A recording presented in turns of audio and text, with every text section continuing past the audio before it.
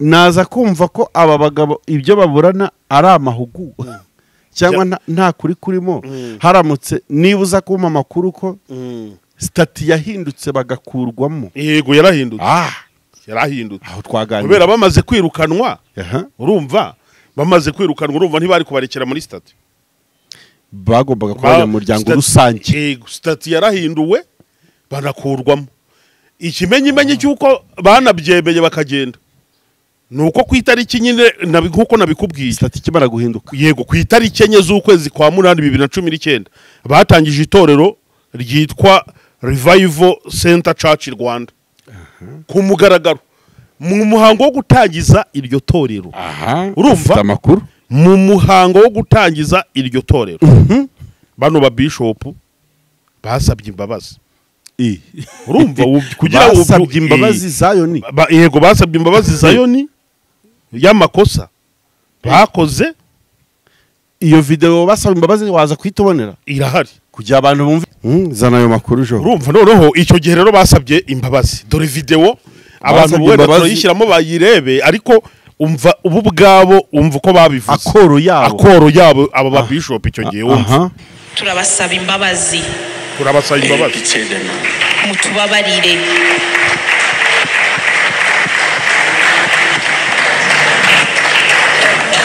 Avec nous qui sommes ici, hamwe n'aba bahagaze hano, il y a le bishop Dieudonné et le bishop Kaberuka. Hari na bishop Dieudonné na bishop Kaberuka. Nous ne sommes pas des anges. Ntabwo turi abamarayika. Dieu sait ce que nous avons fait. Imana yo ubwayo izi ibyo twakoze. Dieu sait ce que nous n'avions pas fait. Imana izi n'ibyo tutakoze. Mais pardonnez-nous. Ariko turabasaba imbabazi. Allez dire à nos frères de l'autre côté. Mugende mutubwirire beneda. Agatenga. Mugende mutubwirire beneda tabo hakurya mu Gatenga. Yuko tukiri abavandimwe. Nabo batubabarire. Vous suivez sur les médias. Pardonnez-nous aussi. Mutubabarire. Okay, wenda video turayishyiramo bike. Inzusha. Pardonnez-nous. Turabasaba imbabazi. Ayez pitié de nous. Mutubabarire.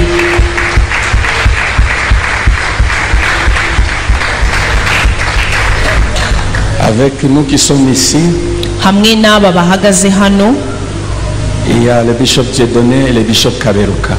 Hari na bishop Dieudonné na bishop Kaberuka. Nous ne sommes pas des anges. Ntabwo turi abamarayika. Dieu sait ce que nous avons fait. Imana yo ubwayo izi ibyo twakoze. Kugira ngo imishukushuku bandera ugira ngo ibyo mubona mu nyamakuru nibyo ni bibiri inyuma. Kuko Satani ngenda murwanya abasataniste bagahaguruka bagakoresha abanyentege kunduka. Burya banduka n'abanyentege ariko bakoreshejwe n'abasataniste. En fait, je révèle beaucoup de secrets sataniques. C'est pour ça que les gens s'élèvent pour me combattre. Et les gens que vous voyez me combattre, c'est des faibles qui sont utilisés par des satanistes. Niye mwumvije ku isi yose ibiba muri Zayoni bibahandi harahandi mwabyumvishe. Est-ce que vous avez déjà entendu dans une autre église au monde entier où il y a autant de combats qu'en Zion?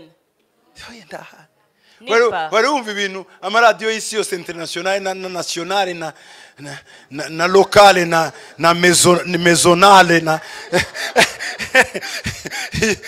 yose avuga inkuru imwe kandi y'ikinyoma, s'il vous plaît. Est-ce que vous avez déjà entendu des radios nationales, internationales, des journaux locaux, des journaux internationaux qui parlent, qui relayent la même histoire et cette histoire est fausse? Why? Pourquoi? Parce que nous mettons dehors des secrets de Satan. Ne le dites pas, ne le répète pas. Je vais vous dire quelque chose, mais ne le répétez pas.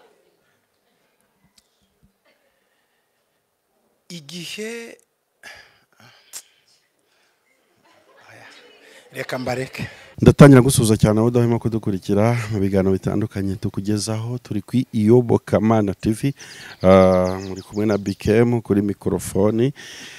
Turije muri wa mwanya nyine mwiza wacu wo kuganira nkuko dusanzwe tubikora aho tuba tugenda dukora inkuru zisesengura, zicukumbura, zimenyesha, kuko niwo mumaro w'itangazamakuru ni ukumenyesha. Turashaka kuganira namwe muri aka kanya kubw'inkuru tubazaniye. Ishobora kuba ari inkuru idasanzwe, cyangwa se ushobora kuba atari ubwo bwa mbere ugiye kuyumva cyangwa kuyikurikira. Twifuje rero gushyira hanze avi yacu no kuvuga nyine icyo tubivugaho nk'abakora itangazamakuru rya gikristo, dore ko ari inkuru iherereye mu gisate dukoreramo uyu mwuga. Turi kumwe na Joel mu kiganiro, nawe tugiye kubana. Reka tumwakire atangire adusuhuza, maze twinjire mu nsanganyamatsiko yacu uyu munsi tutabatindiye. Ndabasuhuje cyane mu izina rya Yesu Kristo, mwebwe mwese mudukurikiye ku Iyobokamana TV aho muherereye hose. Reka mbanze basuhuze abari mu ntara y'amajyepfo n'amajyaruguru, iburengerazuba ndetse n'iburasirazuba, no mu mujyi wa Kigali no mu bindi bihugu bitandukanye byo muri Afurika, ndetse n'ibyo ku yindi migabane nka Amerika, Australia, Aziya ndetse no ku mugabane w'Iburayi.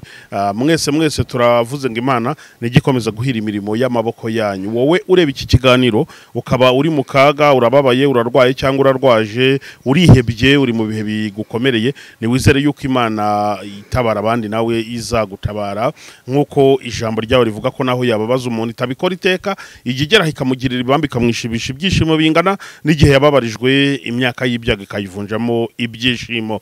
Naho wowe rero wishimye ugikunda gutabara abantu bababaye, bari mu kaga, bari mu ngorane, wifatikanye nabo, kumwe wa muririmbyi yavuze ko abajyana na Yesu gutabara abandi aribo bazagabana umugisha w'Imana. Turi kumwe rero na Bikemu, niwe tugiye kuganira nyine kugira ngo tugende tubaganira ku bintu bitandukanye cyangwa ku nkuru nyine mugiye gukurikira nkuko iri. Insuzanyo yawe ko numva iryoshye. Insuzanyo yanjye biri mu ivugabutumwa rikomeye, kandi abantu nyine bagomba gufashwa nayo mu izina rya Yesu. Umeze neza Bike? Ya, meze neza, ndashima Imana. Nawe ndabona umeze neza, ndetse n'ibyo uvuga nyine biragaragaza ko ufite ibyiringiro. Ya, hari ibyiringiro. Ya, amakuru y'iminsi. Amakuru ni meza, turaho Iyobokamana TV ko abantu bari kuvuga ko batari kuyibona. Ewana. Twagarutse mu biganiro bitandukanye, mu busesenguzi, mu ivugabutumwa ndetse no mu bundi buryo butandukanye. Yego. Aha, okay. Jowe, hari inkuru nabonye nifuza ko tuvugaho cyangwa se tuganiraho mu gihe kidatinze. Impamvu nagushatse ngo tuganire nuko nzi ko uri umwe mu bantu bakurikirana nyine ibya gospel, birumvikana nk'umunyamakuru wa gikristo, ariko kandi noneho kuri iyi nkuru ho kubabizi cyangwa se kubabibona, hari umwe mu bantu bamenya amakuru cyane mu itorero rya Zion Temple, cyangwa baba update kubibera muri iryo torero. Hari ikiganiro cyangwa se hari ibitekerezo maze iminsi bigiye hanze, bigiye bitandukanye, bivuga kuri Apotre Gitwaza nabo bakoranaga umurimo w'Imana, babaye nkaho bacikamwe ibice, cyangwa se bamwe bajya ku ruhande rwabo, abandi undi nawe agakomeza umurimo w'Imana, cyangwa se iyerekwa yari afite ry'umurimo wa Zion Temple, Zion Celebration Center. Hari ibaruwa zageze zandikwa zimweguza za bamwe mu bantu batangiranye umurimo ubwo itorero rya Zion ryatangiraga. Sinza kuvuga wenda amazina yabo, uretse ko mfite n'ikiganiro cyangwa se imvugo yabo hano nyandiko yagaragajwe n'abanyamakuru ku nkuru nazo nsoma kuri Kigali Today. Mu minsi yashize, mu myaka yashize mike cyane nk'ibiri, inkuru yari yasakaye n'ubundi. Turasaba ko byagenda gutya, twagabana, wakwegura, bavuga ati kuki wadukuye mu mirimo twaratangiranye itorero. Yes, kuko twahabwaga n'amategeko ububasha ukaba twambura, bimeze gute? Uyu munsi wa none inkuru yongeye n'ubundi kugaruka noneho iri mu manza cyangwa ijya mu bushinjacyaha no mu bugenzacyaha. Yes, bivuga ngo ikibazo stile kirahari kandi kiracyakomeye, kiracyafite imbaraga. Yego.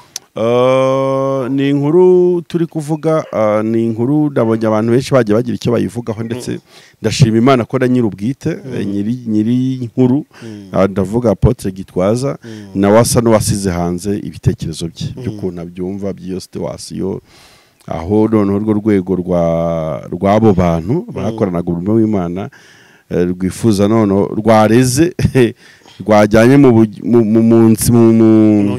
nkiko Apotre ndetse na RGB niba ntibeshye yego ni Zion Temple na RGB bakarigerwa icyarimwe. Ubwo rero urwo rubanza ni urubanza nkeka ko rutazaba rworoshye, umwavoka rwose uzaruburana imbaraga n'amavuta. Ya ni ibintu bitoroshye cyane, nzi ko iyo wagiye n'ubundi bikurikirana n'ibiganiro twagiye tubikora icyo gihe ubwo amabara yatangirwaga kwandikwa amweguza RGB igatesha agaciro ayo mabaruwa nkuko byagiye bigaragara mu nyandiko zitandukanye muri binyamakuru bitandukanye cyangwa se mu byemezo byagiye hanze kuri icyo kintu. Navuze turebera iki kintu mu buryo buri vaste cyane, ariko kibonekamo n'isomo ku bantu badukurikiye cyangwa ku bakristo muri rusange. Se uru rugamba urarubona uteye rukwiye kuba rurwanwa gute? Niba ikibazo kivugwa kuko ari cyo gihari, uru rugamba rukwiye kuba rurwanwa gute? Se ubona ukuri kwaba kurimo ari ukuhe? Abantu bajya mu marangamutima bagashaka gushyira ibintu ku ruhande rumwe, kandi nyamara n'ukuri kwaba guherereye n'ahandi. Bamwe baraza bavuga ku ruhande rwa Gitwaza bamweza, abandi baraza bashyigikira bari abagabo. Ariko uko byasa kose ababurana ari babiri, umwe aba yigiza nkana cyangwa se ukuri kuba guhari. Uri kumva? Ubwo rero ndagira ngo dusome ku iyo baruwa y'icyo gihe. Wabisoma? Yego nta kibazo. Urumva ntabwo ari ibintu turi buze gutindamo cyane. Yes. Ni mu kwezi kwa kabiri mu 2022 ubwo n'umwaka utambutse nibwo aba bishop batandatu bahoze bakorana na Apotre Gitwaza bavuga ko batangiranye, bamwandikiye nyine ibaruwa imweguza. Icyo gihe wenda reka twibutse abantu ko ibaruwa yavugaga. Yaravugaga ngo inama y'abashinze Authentic Word Ministries Zion Temple Celebration Center Pioneer mu rwego rwo gusubiza ibintu mu buryo ndetse no kuramira umuryango ugeze aharindimuka, ikwandikiye kumenyesha ko uhereye none tariki ya 14 z'ukwezi kwa kabiri mu mwaka wa 2022 ukuwe ku buyobozi bw'umuryango twagushinze n'inshingano zose zijyanye n'umwanya wari ufite mu muryango. Inama y'abashinzwe Zion Temple yanamenyesheje Apotre Gitwaza ko azirengera ibintu byose yakoze binyuranyije n'amategeko y'uwo muryango. Iyi baruwa nyine yashyizweho umukono n'abitwa Repionnier ba Zion Temple aribo Bishop Claude Jessa, Bishop Dieudonné Vuningoma, Bishop Pierre Kaberuka, Bishop Richard Muya, Bishop Charles Mudakikwa ndetse na Bishop Paul Daniel Kukimunu. Nyine yayoherereje urwego rwa RGB icyo gihe, ndetse kopi yayo ikaba yarahawe ubuyobozi bw'igihugu barimo Perezida wa Repubulika Paul Kagame. Icyo gihe nyine muri iyo baruwa niko yavuze, niko iyi baruwa nyine yari imeze. Abashinze Zion Temple ariko ntabwo bagize amahirwe yo gukuraho Gitwaza kuko umuyobozi icyo gihe muri umwaka wa 2022 ntabwo bagize amahirwe yo gukuraho Gitwaza nyine nkuko babyifuzaga, kuko umuyobozi wa RGB Dr. Yusta Kayitesi mu ibaruwa nomero 368 agakoni RGB agakoni CO agakoni 2022 yanditswe ku itariki 18 z'ukwa kabiri 2022 yabandikiye abamenyesha ko icyemezo bafashe nta shingiro gifite, kuko ngo batari mu nteko rusange kandi ari rwo rwego rw'umuryango rufite ububasha bwo gufata icyo cyemezo. Iyo baruwa RGB yandikiye bano ba Pioneer cyangwa bano ba Bishop ikomeza igira iti mugomba guhagarika ibikorwa byo kwihesha ububasha mudafite n'ibindi byose bishobora guteza umutekano muke mu banyamuryango n'abakristo ba Authentic Word Ministries Zion Temple Celebration Center. RGB icyo gihe yasabye inzego zishinzwe iyubahirizwa ry'amategeko zigenewe kopi y'ibaruwa gukurikirana no kugenzura ko nta bikorwa bihungabanya ituze mu muryango wa Authentic Word Ministries na Zion Temple Celebration Center. Mu byo RGB yashingiyeho harimo n'ibaruwa Authentic Word Ministries Zion Temple Celebration Center yandikiye polisi y'igihugu ishami rya Kicukiro tariki ya 15 z'ukwezi kwa kabiri 2022 igaragaza ikibazo cy'uko abashinze Zion Temple bashaka bashaka guteza umutekano mukeya mu itorero nyine ibaruwa niko yavugaga urumva ababishop barayisubije RGB yarayisubije bandikiye RGB irabasubiza urumva irabasubiza cyane ndavuga ni mwebwe ati ibintu muri kuvuga nta shingiro bifite kuko ntimubyemerewe amategeko nta bibemerera nta bubasha mufite yego muhabwa n'amategeko noneho bigarutse kugaruka bano rero noneho bamaze kwakira iki cyemezo ntibanyuzwe n'igisubizo cya RGB ntabwo banyuzwe nacyo yego batanyuzwe nacyo rero nibwo bashoye urubanza rero bajya kurega Zayoni na RGB ati RGB ibuze ikikora ku kibazo cyacu ubwo yabafashe nk'aho bagiye ku ruhande rwa Gitwaza bo batabumva rero nabo ntibajye mu ariko urebye njyewe nk'umunyamakuru ukurikije ibyo abona nuko mbibona njyewe RGB yagendeye ku mategeko cyane rwose ntabwo urwego nka ruriya rwa leta rugira amarangamutima yagendeye ku mategeko noneho rero bituma ivuga nyine yuko bano aba bapiyoniye bashize Zion Temple amategeko atabemerera ko bagomba kuza gufata icyemezo nk'iki batari mu nteko yego noneho bamaze kugifata nibwo rero babandikiye ibaruwa nyine imeze gutya noneho rero icyo umuntu yavuga cyangwa twakwibaza ni ukwibaza ati se bikemo ibi bintu ubundi byatangiye gute byagenze gute nicyo kibazo cya mbere umuntu ashobora inkomoko yabyo cyangwa RGB yashingiye kuki ihakana ivuga yuko aba bantu bibakoze badafite ububasha bwo kubikora mu gihe wowe wiplasa muri stati nk'aba bufite yego ntekereza ko RGB yashingiye nyine ku bimenyetso bifatika ariko nabyo bishingiye ku mategeko wenda reka nguhe nk'urugero mu byagiye hanze byagiye bijya mu itangazamakuru hashize imyaka ine urumva hari ku itariki 4 z'ukwezi urumva kwa munani mu mwaka wa 2019 yego aba bishop batangije itorero ryabo ku mugaragaro bavuye muri Zion bano bavuye muri Zion Temple buretse basohotse muri Zion bajya gushinga itorero icyo gihe basohoka se byari amahoro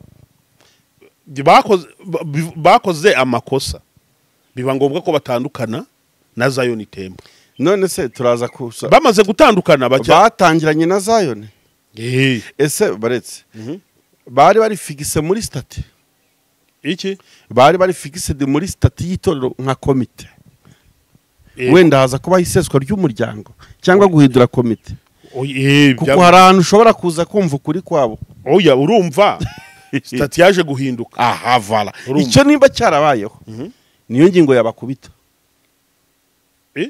icyo nimba cyarabaye kuko mu mategeko agenga ama institution religieux ari nandi government agira komite yashinzwe agira n'abantu aha uburemere harimo niyo nteko rusange kandi komite ubwayo ishobora kwicara nyine igafata icyemezo iyo umubare nyamwinshi ari abemeza kimwe ibyo bintu bakabijyana mu nteko rusange bagafata imyanzuro ariko ijwi ry'umuyobozi mukuru w'umuryango rigira uburemere bw'amajwi banza 3 nimba bitekereza neza uko nabibonye muri stati njyewe naza kumva neza aba bagabo ko badafite ukuri mu gihe barabayeho iseswa rya komite hakemezwa indi komite cyashya bo bagakurwa muri stati waza kumva iki naza kumva ko aba bagabo ibyo baburana ari amahugu cyangwa nta kuri kurimo haramutse nibuza kuma amakuru ko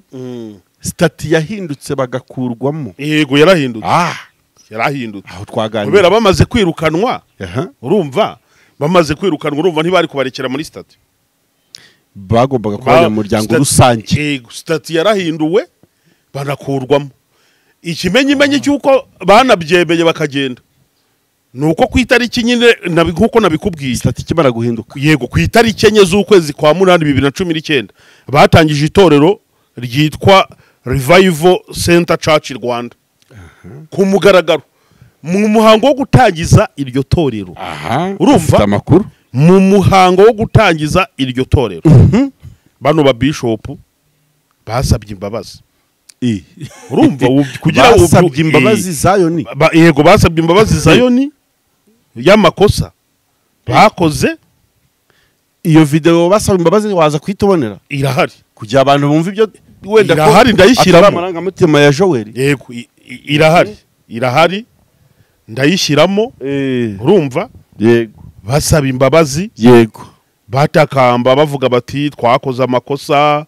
Ati ntabwo twitwaye neza mu murimo. Ati mu murimo w'Imana. Ati rwose ati mutubabarire nyine basaba imbabazi ku mugaragaro. Birofisha bivuga ngo bemeye icyaha. Urumva reka buretse wenda kugira ngo abantu babyumve neza. Reka nze nkwereke reka nyishake gatoya iyo video. Yego reka nyishake yishyiremo ngira akantu bakinira gatoya. Nanjye nibyo nifuza ko reka nyishake ngira akantu gatoya mbakinira. Zana ayo makuru jo. Urumva noneho icyo gihe rero basabye imbabazi. Dore video abantu wenda turayishyiramo bayirebe ariko umva ubu bwabo umva uko babivuze. Akoro yabo aba ba bishop icyo gihe umva. Turabasaba imbabazi. Mutubabarire.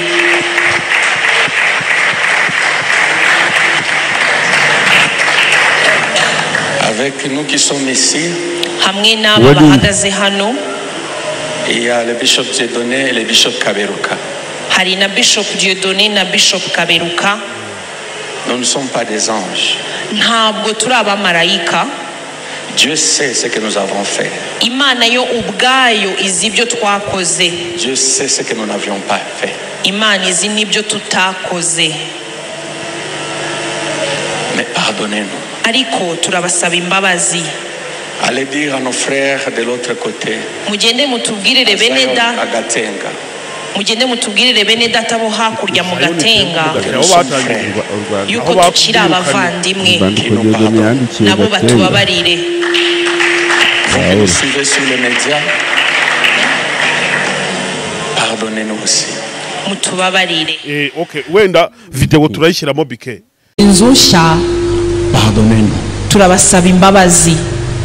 Ayez pitié de nous. Mutubabarire.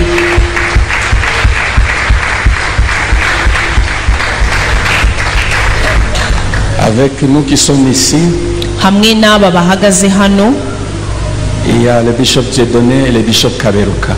Hari na bishop Dieudonné na bishop Kaberuka. Nous ne sommes pas des anges. Ntabwo turi abamarayika. Dieu sait ce que nous avons fait.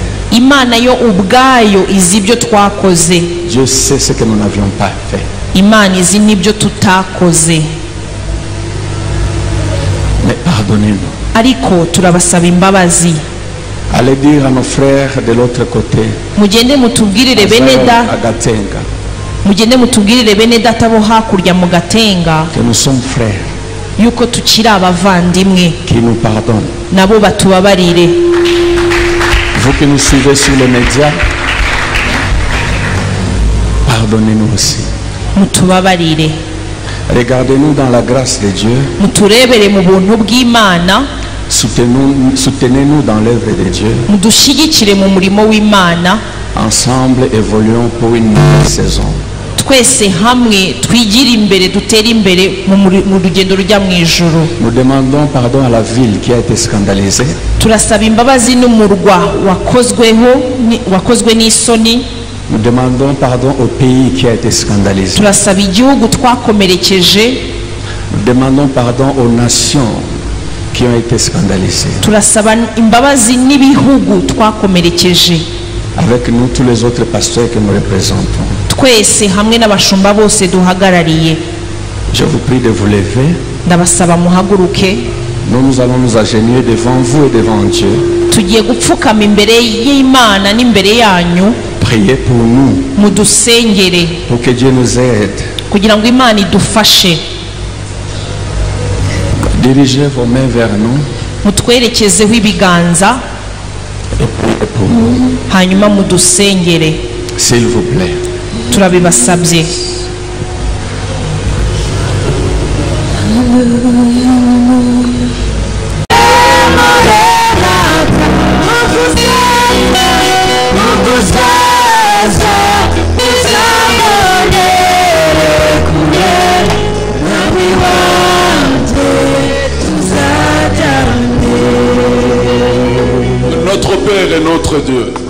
data wa twese mana yacu, il est écrit dans ta parole, haranditswe mu ijambo ryawe, celui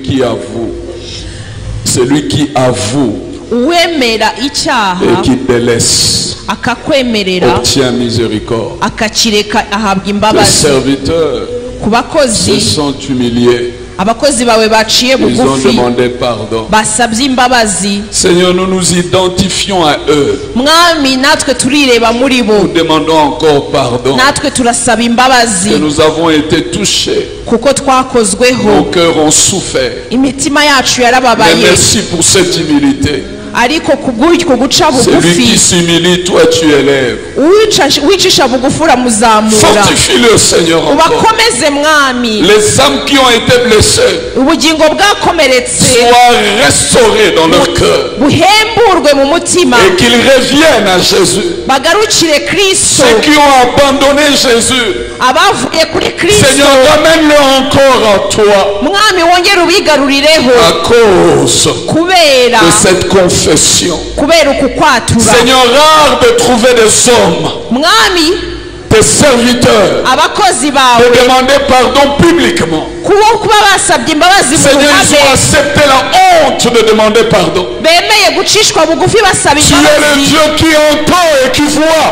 Uri Imana yumva kandi ikareba, Fais-le du bien. ubagirire Au neza. travers d'eux encore, Muri bo nanone que ces pays et les autres pays retournent à l'évangile. iki gihugu n'ibindi bihugu bigaruke ku butumwa Au travers bwiza. d'eux encore, Muri bo nanone le monde entier isi yose écoute que c'est possible de demander pardon publiquement. imenye ko bishoboka gusaba imbabazi mu ruhame. Seigneur, nous nous identifions. Mwami, turireba Nous nous natwe, identifions. turireba natwe, Nous pensons à leurs épouses. turatekereza uburyo Nous pensons bakoze, à leurs enfants. turatekereza abana Nous babo te demandons n'abafasha. également pardon pour ces enfants qu'on a mal fait dans le cœur. Turagusaba imbabazi ku bw'aba bana bikoreye mu mitima. Pardon à leurs épouses que nous avons froissées. Turasaba imbabazi ku bafasha babo twikoreye mu mitima. Viens nous pardonner. Ngwino tubabarire, Viens nous relever encore. ngwino wongere Et uduhagurutse, aide-nous à aller de l'avant. udufashe gutera imbere, Toi qui ne changes pas. wowe udahinduka. L'honneur à toi seul. Ikuzo ni iryawe wenyine, L'honneur à toi seul. ikuzo ni iryawe wenyine, L'honneur à toi seul. ikuzo ni iryawe wenyine. Dieu notre Père, Mana Data, dans le nom de Jésus, nous voulons nous tenir encore une fois de plus devant ton trône de grâce et de miséricorde. mu izina rya Yesu turashaka kongera guhagarara imbere y'intebe yawe n'imbabazi Non pas à n'ubuntu, cause de nous, atari ukubera mais twebwe, à cause de Christ ahubwo kubera Kristo et de ce qu'il a fait à la croix pour nous. n'ibyo yadukoreye ku musaraba. Cette croix reste la dernière chance pour nous, Uwo Seigneur. musaraba niwo utubereye amahirwe ya nyuma Nous Mwami. venons avec tes serviteurs Tuzanye n'abakozi bawe qui sont humiliés ce jour bicishije bugufi uyu devant munsi toi et devant les hommes, imbere yawe n'imbere y'abantu, et bien plus devant l'église que nous sommes. na cyane cyane imbere yacu torero. Je te prie, oh Dieu, dans le nom de Jésus, Ndagusaba Mana mu izina rya Yesu, d'accepter cette repentance publique, Seigneur, wemere uko kwihana mu ruhame Mwami. et que le sang de Christ qui a été versé à la croix Amaraso ya Kristo yamenetse ku musaraba purifie leur cœur, yeza imitima yabo selon qu'il est écrit. nk'uko byanditswe. Si vous confessez vos péchés, Nimwatura ibyaha je suis byanyu, juste et fidèle pour vous les pardonner ndumwizerwa kandi ndakiranuka ngo et pour mbababarire, vous purifier de toute iniquité. utweze w'ibicumuro byose. L'église a été scandalisée. Itorero ryarakomerekejwe. Il est vrai, Seigneur, Ni ibyo koko Mwami, mais il n'y a aucun péché que le sang de Christ ne peut pas purifier. ariko nta cyabuza amaraso ya Yesu Kristo kuza kuryeza. Père, nous nous tournons vers la croix Data, turahindukirira umusaraba et nous reconnaissons kandi turemera que toi tu pardonnes les iniquités de ton peuple et bien plus de tes serviteurs. ko wowe wemera kubabarira ibicumuro by'ubwoko bwawe mu guca bugufi kw'abakozi bawe. Merci pour ce nouveau commencement, Seigneur. Urakoze kubwira itangiriro rishya uyu Ce munsi, nouveau départ au pied de la croix. itangiriro rishya ku birenge by'umusaraba. Seigneur, nous nous inclinons avec tes serviteurs. Mwami, turubama hamwe n'abakozi Nous bawe, retournons à la croix avec eux, Seigneur. notre Dieu. turasubira ku musaraba wawe mwami. Nous retournons à l'évangile de la grâce. Turasubira ku butumwa bwiza bw'ubuntu. Nous retournons à l'évangile de la réconciliation. Turasubira ku butumwa bwiza bwo kwiyunga. Nous retournons à notre maître. Turasubira kuri databuja. Seigneur, qu'il te plaise de manifester ta compassion. Mwami bikunezeza uturebana imbabazi. Merci de penser les blessures, les plaies qui ont été causées dans les cœurs. Urakoze ko womoye ibisebe twateje mu mitima. Par tes serviteurs ici présents, Mu bakozi bawe bari ou hano. par ceux qui sont à Zion ou ailleurs, Seigneur. Abari muri Zayoni n'ahandi mwami. kugira ngo imijugujugu bandera ugira ngo ibyo mubona mu nyamakuru nibyo ni ibibiri inyuma. Kuko satani ngenda murwanya, abasatanisite bagahaguruka bagakoresha abanyentege nke kunduka. Burya banduka n'abanyentege nke ariko bakoreshejwe n'abasatanisite. En fait, je révèle beaucoup de secrets sataniques. C'est pour ça que les gens s'élèvent pour me combattre. Et les gens que vous voyez me combattre, c'est des faibles qui sont utilisés par des satanistes. Niye mwumvije ku isi yose ibiba muri Zayoni biba handi. Harahandi mwavyumvishe. Est-ce que vous avez déjà entendu dans une autre église au monde entier où il y a autant de combats qu'en Zion? Nulle part. Wari wumva ibintu amaradiyo y'isi yose internationale na nationale na locale na maisonale na yose avuga inkuru imwe kandi y'ikinyoma, s'il vous plaît. Est-ce que vous avez déjà entendu des radios nationales, internationales, des journaux locaux, des journaux internationaux qui parlent, qui relayent la même histoire et cette histoire est fausse? Why? Pourquoi? Tumena amabanga ya Satani. Parce que nous mettons dehors des secrets de Satan. Ntimuzamvemo.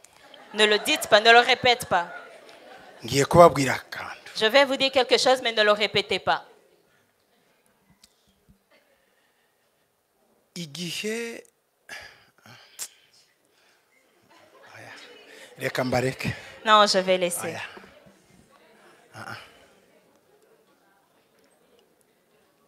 Au fait, katuvuga ijambo ry'Imana. Nous allons dire la parole de Dieu. Muzansange mu gikari. Cherchez-moi en privé. Ndashaka kubabwira ko simbabwira processus uko puissance transfer ya puissance ya Etats-Unis igiye kwishikiriza Uburaya. Imyaka bumvikanye kwigomba gusubizwa mu Buraya kugira ngo cyagiye cyandikizo gitegurwe yarashize ariko abanyamerika barabigumana. Yatangiye ryari igihe habaye Revolution Française. Icyo gihe bafashe icyo bita ngo ni statut de liberté. Bayirayambutsa bayijyana New York. Basinyana amategeko ko ikizagira imyaka runaka. Hanyuma amfite kire ni alliance yakoranywe hagati n'Uburaya na Amerika kubaka systeme y'abaframaso ariyo systeme y'Illuminati igomba kuzategeka isi. Icyo gihe rero igihe cyabo cyo kugarura bakura Amerika mu imbaraga bakayizana ha Amerika ikagwa. Yagwa Uburaya bukazamuka ariyo Empire Rome igomba kongera kubyuka. Muranyumva neza? Empire Rome igomba kongera kubyuka habaye akantu kizakunda. Kubera iki? Umuntu wa mbere wabiciye ni Obama kuba president. Kuko Obama ntiyari yarateguwe. Hari yarateguwe undi nta muntu mu bademokrate barwanaga. Tutavuze mu izina nubwo kuma media azwi. Murabyumva? Amaze no kuba president bahise bamugira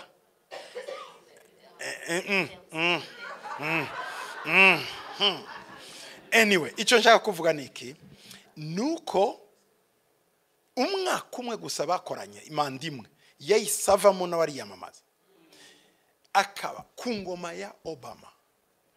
Uwo bakoranye bagombaga gukubita Afrika ngo isubire hasi ariho bishiye Gaddafi.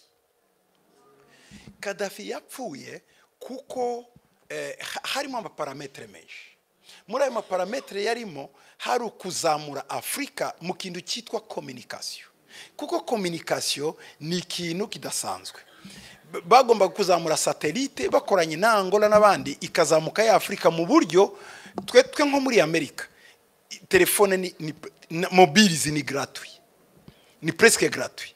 Telefona Etats-Unis yose na Mexique na Canada gratuit kubera satellite zabo. Nibyo Gaddafi yashaka gukora ngo Afrika nayo telefonera ku buntu. Icyo gihe Ubufaransa bwari bugiye kugwa kuko telecommunication yabo niyo yinjiza. Anyway, baha mission wa mugabo uri mu manzu uyu munsi w'Umufaransa. Wa mugabo ndavuze izina ntukavuga izina. Murabyibuka mission yakoze kwari ugukuraho Gaddafi. Bakoranye nande na Assad wo muri Syria. Murabona wo muri Syria niyo mpamvu batamukuyeho kuko bakuyeho abandi ntiyavaho kuko bamukingiye ikibaba hari akantu yakoze atelefona Gaddafi amubwiraho yihishe bamufatirayo. Batretre nibajya bava muri alliance kujya twasomye. Anyway, icyo gihe Afrika rero nta kudu yagomba kuzamuka. Kubera iki Afrika itagomba kuzamuka? Uburaya nibwo bakagombye kuzamuka. Noneho bategura inzira za migration kugira ngo abasore bacu baze. Ariko ntibagera Iburaya bagwehe muri Mediterane. Ugira ngo bananiwe kubimira. No. Amato abazana. Anyway, reka tubanze. Donc Afrika rero ariko ngese he kandi ko ngiye. Oyo banzureke wowe. Banzureke nduvuge muri ico kirimi nyine ntacyo ushaka. Anyway, muri make mu byukuri Afrika yagombaga guhabwa gasopo. Wowe ceceka ko turakora deal na Etats-Unis nayo Obama agiyemo abayisha umupango afata manda ya kabiri kuko Obama de nature sumuframaso. No iwe ntari muri framaso ariko ayipuza systeme y'abademokrate by'amagenda byose byabo muzi. Nyuma yaho rero hagombaga kujyaho haza wa mugabo witwa Trump. None warabatrampinga neza arabana. Trump uzikin mwumve babwire Trump mwe ntimumuzi. Trump muri cyage yazanywe n'Imana kuko umwaka ukurikira manda ikurikira ibintu byari kuba bibi. Trump ahageze yakoze ibintu bitatu bikomeye ku isi mwe mutazi ariko bo bazi muri Iriasi. Icyambere yayisakura Etats-Unis muri OTA.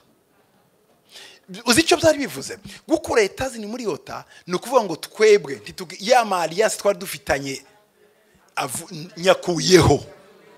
Icya kabiri yakoze yarazi ko isi yose izaba against Israel ahita yimura ambassade Jerusalem kugira ngo Jerusalem ikingirwe hejuru ushaka kuyikoraho akore kuri ambassade y'Abanyamerika.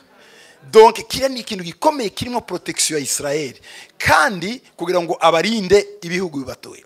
Icya gatatu yakoze Trump yakoze gikomeye cyane yanze kwivanga amfite iyo Trump haba Uburusiya ntiwa bwarateye Ukraine no tibyariho. Ikindi North Korea ntiwa birimo bikorana kuko yambutse umupaka. Icyo ni cyo abantu batazi. Cya gatatu arazamuka ava muri Korea y'Amajyaruguru ajya muri y'Amajyepfo ajya muri Korea y'Amajyaruguru abonana na Nuriye. Icyo ari kimujyanye niki yaragiye kumubwira ati ntuzapime ndi umusazi nzakurasa.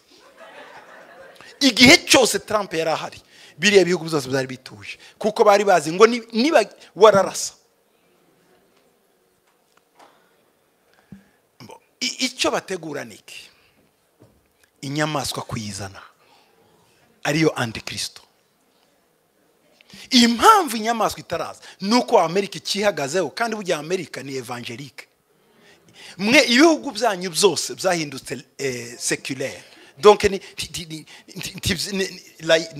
laïque ntibyemera iby'Imana. Donc ahantu haduhesha imbaraga zo kuvuga nibi n'Abanyamerika. Umunsi Amerika izatransfera power n'ubukristo buzananirwa hariya. Nibunanirana rero kuko igihugu kizaba ari Europe itegetse bazatangira kudukura kuma YouTube batangira unuvuga Yesu bagufunge nugira gute. Ariko nuvuga Islam nta kibazo uzagira. N'uyu mwanya uzanye umuntu nko mu Bwongereza muri Yesu baragufunga. Ariko mu Islam aguhinduye ntibamufunga. Byahereye he mu Bwongereza niho hahereye ubukristo hambere. Ndipo ndababwira histoire iri vrai. Donc nibiriho ubu. donc ubukristo bwacu nitwirwa mu tugambo abandi ko bararwana na za antikristo n'ibindi twe turarwana ngo amazi wandoze wagize de voilà noja ngo Imana irambwe ngo uri umurozi yo rwana n'ibiroga biri hariya hejuru reka umutura gushonje mwese mwaje gushaka ubuzima no mu Buraya ngo araroga wese aroga afite iki kuki twumvikane bene data twese twaje gushaka ubuzima sibyo yaba wanaroga guhagira amabuilding nawe uri kuri CPAS toke ntacyo bivuze no ndababwiza ukuri no uwakaroze yakaroza afite building hano mu mujyi ufite ama building akomeye no kuroga twese ku cyumweru tukajya gutonda hariya kuri commune no anyway ibi rero birimo bitegurwa niki nukugira ngo ijambo rya Daniel rizongere ryuzure kuko hazabamwe abayuda bamwe bazemerera kubera bazangwa cyane n'isi yose bazageraho pressure ibe nyinshi basinye alliance nibi Daniel yavuze ariko hazavamo bake bange amen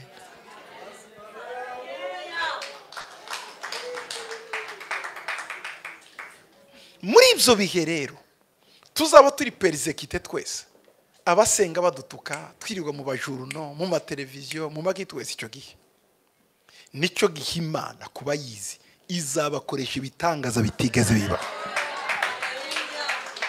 benshi bazava mu gakiza bahemuke begeraho nyine mvuze benshi bazava mu gakiza la plupart de gens vont trahir l'alliance le salut parce que nous entrerons dans une ère très difficile. Mais ceux qui connaissent leur Dieu, ceux qui s'accrocheront à Dieu, alléluia, ceux qui ne vont pas trahir, ceux qui ne recevront pas le signe de la bête.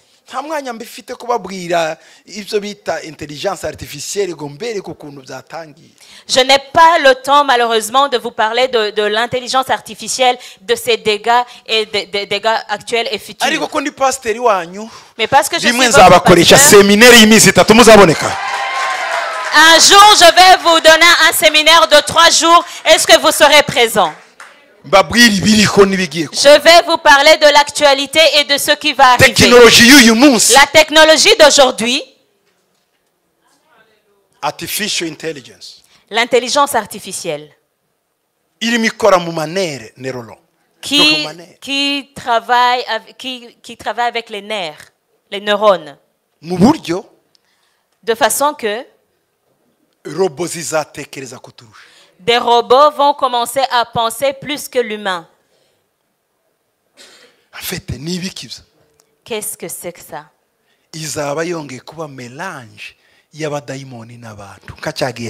Ce sera un mélange de l'humain et du démon comme au temps d'avant.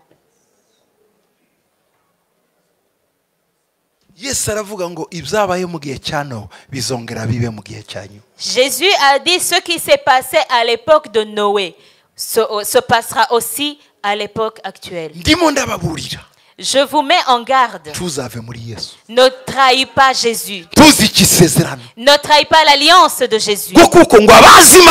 Parce que ceux qui connaissent leur Dieu, ils vont agir avec fermeté. Ils vont faire des exploits.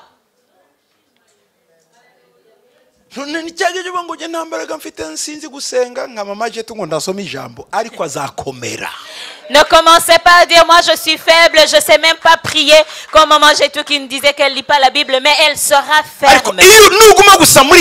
Si tu gardes seulement que tu pries, que tu pries pas, tu seras ferme. Quand le mari est dans l'alliance avec sa femme, même si l'un est moins intelligent que l'autre, mais quand ils sont à deux, tu les trouves intelligents tous les deux.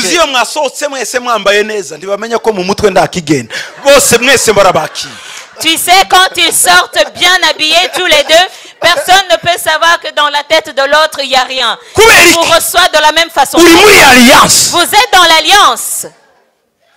aho niho bale faible bavuga ngo je suis fort. C'est là où les faibles disent qu'ils sont forts. Les baswa disent je suis intelligent. Les moins intelligents disent qu'ils sont intelligents. Iyo uri muri alliance, quand tu es dans l'alliance, n'umunyendege bagira ngo arakomeye. même le fort, on pense qu'il est... Mais le faible, on pense qu'il est fort. N'est-ce pas? N'est-ce pas? Oui. Tu marches, quand tu fréquentes les forts, les gens pensent que tu es fort aussi. Je vais clôturer. Un jour, j'ai été chanceux d'aller à Zaventem. Je devais prendre mon vol pour l'Angleterre. Je me suis trouvé dans l'avion de la compagnie City Hall KLM. C'est il y a très longtemps, on commençait à peine à payer nos billets d'avion par Internet. Quand je suis arrivé à l'aéroport à Zaventem, j'ai cherché le numéro de mon vol sur le tableau d'affichage, je ne l'ai pas trouvé. J'ai dit, mon avion n'est pas affiché. Quand j'ai continué à tourner, j'ai vu quelqu'un avec un panneau sur lequel écrit Paul Gitwaza. C'est moi. Je me suis approché, j'ai dit, c'est moi. Nick, qu'est-ce qui se passe? Il m'a dit, suivez-moi. Ces gens-là, à l'époque, on ne pouvait pas aller en Angleterre sans passer par l'immigration. Vous savez, ceux qui ont peut-être travaillé à l'aéroport, vous connaissez. Moi, il m'a fait passer. Il m'a fait passer par des portes et d'autres que je ne connaissais pas. Je me suis retrouvé sur le tarmac. Mon cœur m'a dit, ce billet, où est-ce qu'il va t'amener? Et cette personne ne me parlait même pas, il tenait bien son panneau. Et moi, j'ai eu peur de demander. Quand je suis arrivé, il m'a dit, vous pouvez entrer dans l'avion. C'était un jet. ndakareba City Hope KLM ndagafata mu mutwe ningira ikibazo ndandika ngo nagiye mu kadege kitwa City Hope KLM. J'ai regardé ce qui était écrit sur l'avion, c'était City Hope KLM. Je me suis dit, s'il m'arrive quelque chose de mal, je vais envoyer un message en disant, je suis monté dans un avion qui s'appelle City Hope KLM. J'ai écrit un mail. J'ai envoyé à quelqu'un. Quelqu'un qui était au Royaume-Uni, je lui ai dit, j'arrive, je suis dans un petit avion qui s'appelle City Hope KLM. Quand je suis entré, il n'y avait pas de rangée, mais plutôt un salon. Et il y avait un autre salon à l'arrière. Il y avait 3 hommes qui jouaient aux cartes, qui avaient enlevé leurs vestes, qui les avaient mis au porte-manteau. Moi, j'ai l'habitude de voyager dans les charters et moi, donc je n'avais pas l'habitude de fréquenter ce genre de vol.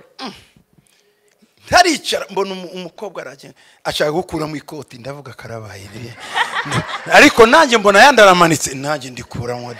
j'étais sur le point de m'asseoir, il y a une hôtesse qui s'est approchée de moi. Elle a voulu prendre ma veste. J'ai d'abord eu peur, mais j'ai vu que les autres avaient enlevé leur veste. J'ai donné aussi ma veste. Quand tu fréquentes les grands, tu deviens grand aussi ou tu deviens semblable à eux. Mais même si à l'extérieur tu sembles grand, à l'intérieur tu es frêle. Je me suis assis. On a apporté de l'alcool. Les noms de l'alcool disponibles. Moi, j'ai dit, donnez-moi de l'eau. Et à ce moment-là, tu changes ton attitude. Mais dans mon cœur, je me disais, mais où est-ce que je vais? Nous avons vu de toutes les couleurs dans ce monde. En peu de mots,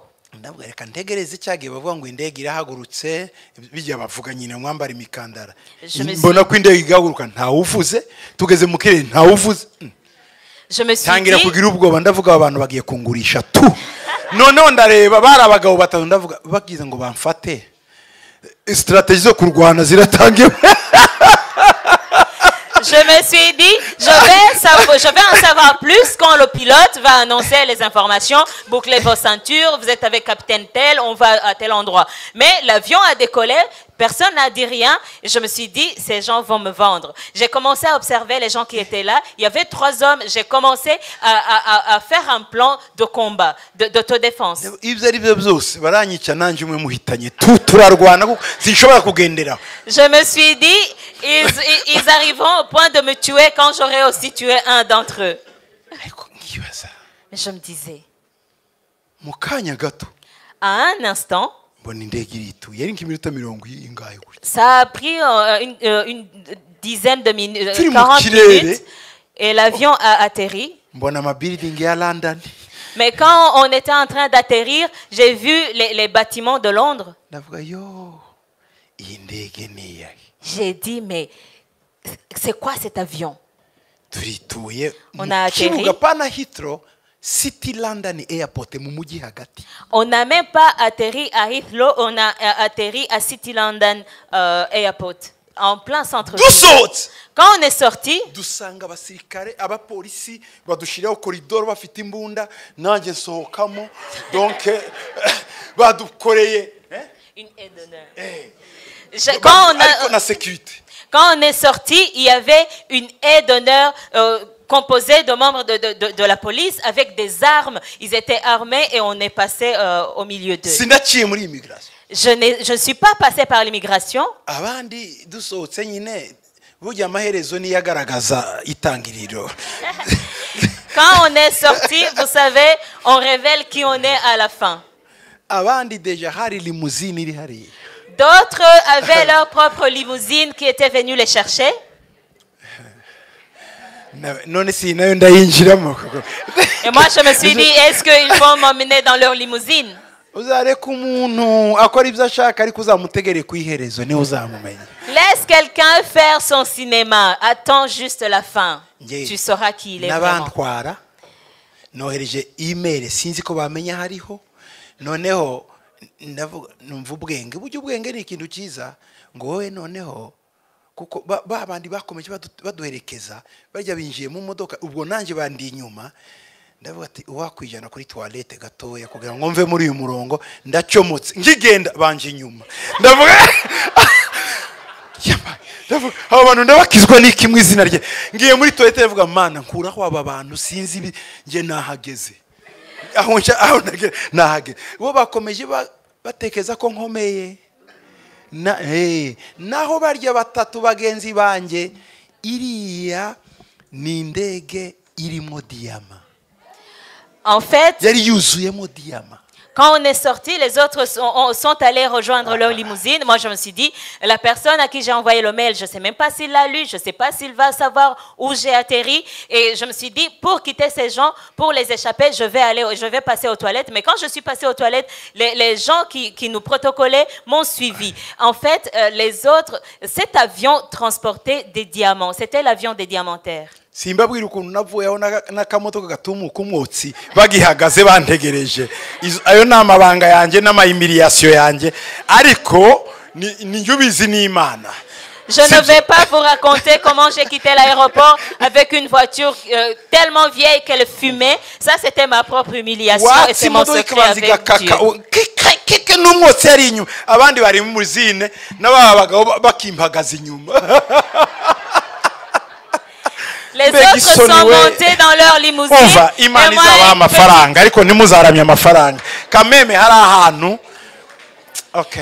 une petite voiture est venue me chercher. C'est une voiture tellement vieille. Elle a du mal à démarrer. Et quand elle démarre, il y a de la fumée qui s'échappe du pot d'échappement. Mes frères, que Dieu vous accorde de l'argent. Je te demanderai en clôturant de fréquenter les grands. Tu seras grand. Parle avec des puissants. Tu seras puissant. Fréquente Jésus. Tu seras célèbre. Travaille avec Jésus. uzakomera. Tu seras célèbre. Imana ibahe umugisha. Que Dieu vous bénisse. Amen. Amen. Mana ndagushima muri uyu mwanya mwiza uduhaye. Seigneur, je te rends grâce pour ce bon moment que tu nous as accordé. Ndagushima ko dukunda. Je te remercie pour ton amour Kandi dufitiye et pour les bons projets byinshi. que tu as pour nous. Ndashima Je rends grâce ko twakumenye. que nous t'avons connu. Igihe iyi si irimo yica amasezerano. Dans la période où le monde est en train de trahir l'alliance, Twe tuzaguma kuri wowe. nous allons nous accrocher à toi. Tuzakumenya. Nous allons te connaître. Tuzakomera. Nous allons être affermis. Tuzakora iby'ubutwari. Nous allons faire des exploits. Ndasabira bene data bose. Je prie pour mes bien-aimés, Abangurikira bose. ceux qui me suivent, Abari hano bose. ceux qui sont ici. Ndabasabira gukomera. Je demande pour eux d'être affermis. Ubahe gukomera. Que tu les fortifies. Ubahe gukomera. Que tu les fortifies. Ubahe gukomera. Que tu les fortifies. Shimwa Yesu. Gloire à toi, Seigneur. Amahoro yawe Que ta paix abane natwe. soit avec Mu nous. izina rya Yesu. Dans le nom de Jésus. Amen. Amen. Murakoze cyane. Merci beaucoup. Mwakoze kunyihanganira. Merci d'avoir été patient avec moi. Wari umugoroba wa nyuma w'igiterane cyacu. C'était le dernier soir de le dernier après-midi de notre Mwarakoze conférence. cyane. Merci beaucoup.